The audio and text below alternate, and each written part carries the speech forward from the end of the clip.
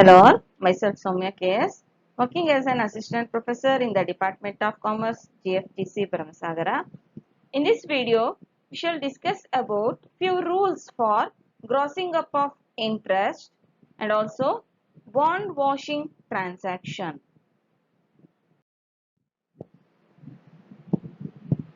With respect to computation of income from other sources, we consider interest on securities. And these interest on securities, few times there will be a TDS. Hence it is very essential to know the rules for grossing up of interest on securities.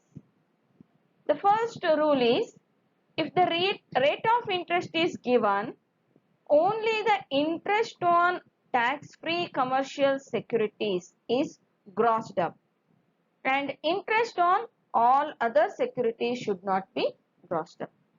Means if the rate of interest is given along with the securities amount, then the tax-free commercial securities that should be grossed up, because there will be a TDS.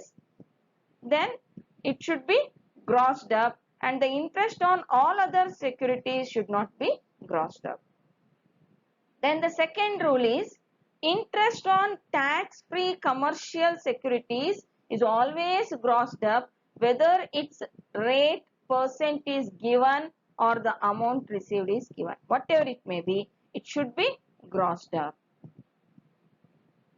And the third rule is, interest on less tax securities is grossed up when the amount received is given.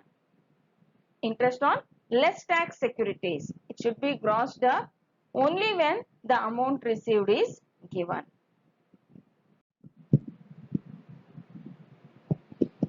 Let's see one more concept, that is bond washing transaction.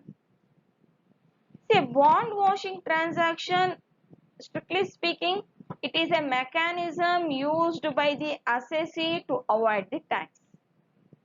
Means it's used by the assessee who comes under high income group and who is required to pay tax at higher rate.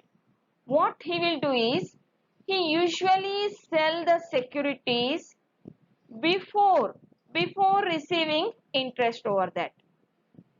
Means at the due date, usually interest will be given twice in a year. Then before that due date, he sell it to his relatives or friends just few days before that due date. And once the interest is given, again he will purchase those securities. By this, he try to avoid to show the interest whatever which is received on those securities in his name, and thereby he avoid paying tax over that. Usually he transfer the shares to his relatives or friends who are not required to pay any tax, means whose total income does not exceed 2,50,000, means the exemption limit, or even if it exceeds, they comes under less tax slab, either 10% or 20% like this. That is, here a person sells the securities to such a person whose total income, including the interest whatever he received, is not exceed the minimum taxable limit, or even if it exceeds, he will pay tax at lesser rate. But from this, the seller, he escapes the tax completely, and the buyer also does not pay any tax, or even if he paid less tax. Like take for example, ಈಗ ನನ್ನ income, total income already ಇದು it's exceeds 10 lakh ಇದೆ ಅನ್ನೋದಾದ್ರೆ, to avoid the tax, what I will do, interest ಏನು ಈಗ issue ಮಾಡ್ತಾರೆ ಕೊಡ್ತಾರೆ, interest due date ಏನಿದೆ ಅದಕ್ಕಿಂತ ಮುಂಚೆ ನಾನು ನನ್ನ ಹತ್ರ ಇರೋ securities I will transfer it to any of my relative who is not having even an income of 2,50,000. So after due date, interest ಎಲ್ಲ ಇಶ್ಯೂ ಮಾಡಾದ ನಂತರದಲ್ಲಿ once again I will transfer it into my name. So I am not paying any tax for this interest because I have not received that during that period, and whoever received those interest, my relative, they are also not paying any tax for that because their total income does not exceed the minimum exemption limit. So by this they try to escape from the tax.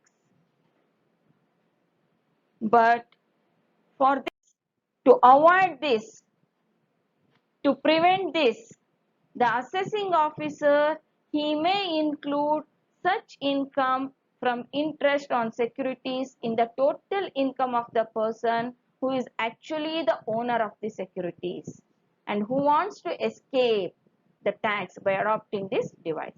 Assessing officer, if he finds that yes, it is a bond washing transaction, just to avoid the tax, this assessee has transferred his securities in the name of some other person, then he may include those interests in the name of the seller of those securities. But there are few exceptions to this. That is, the assessing officer shall not apply this above rule in few cases. The first case is if the assessee proves to the satisfaction of the assessing officer that there has been no avoidance of income tax. That means even though person A transfers securities to person B and person B, he pays tax over that interest, there will not be any tax avoidance. If the assessee proves that, then it is not considered as bond washing transaction and it will not be included in the income of the transferor or the seller. Then if the assessee proves that the avoidance of income tax is exceptional and not systematic one, there was no avoidance of income tax in any of the 3 preceding years. See, this transfer activity, if it is done continuously, then only it is considered as bond washing transaction. That's what we call it as systematically. But if the assessee proves that this is the first time I have transferred my securities to others' name, I have not avoided any tax, and in the preceding 3 years I have not done like this, then also the assessing officer will not include that income in the income of the assessee. For further reference, you can refer these textbooks and websites. Thank you.